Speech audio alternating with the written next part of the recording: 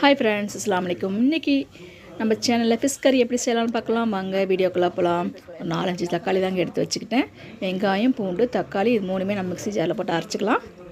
அடுத்து பார்த்திங்கனாக்கா ஒரு கடாயை வச்சு எண்ணெய் ஊற்றி வெந்தயம், கடுகு, கருவேப்பிலை எல்லாமே இப்போ நல்லா வணக்கிடுவோம். வெங்காயம் பூண்டோட அந்த தக்காளியெலாம் அரைச்சி வச்சோம் பார்த்திங்கன்னா, வெங்காயம் தக்காளி அதுவுமே அரைச்சி அதில் ஊற்றிடுவோம்.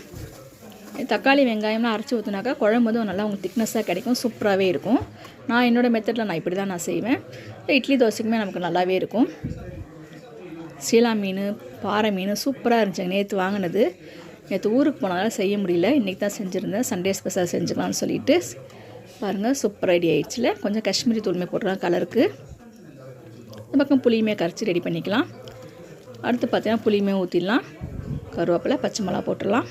போட்டு நல்லா கொதி வரட்டும். இந்த பக்கம் வந்து அரிசியுமே கழுவி சாப்பாடு ரெடி பண்ணிடலாம். ஒரு உலக்கு அரிசி 2 உலக்கு தண்ணிங்க. ஒயிட் ரைஸ் தான் செஞ்சுருந்தேன். ஃபிஷ் வந்து வறுவலுக்கு தனியாக, குழம்புக்கு தனியாக ரெடி ஆகிடுச்சுங்க. பாருங்கள், குழம்புக்கும் போட்டாச்சு.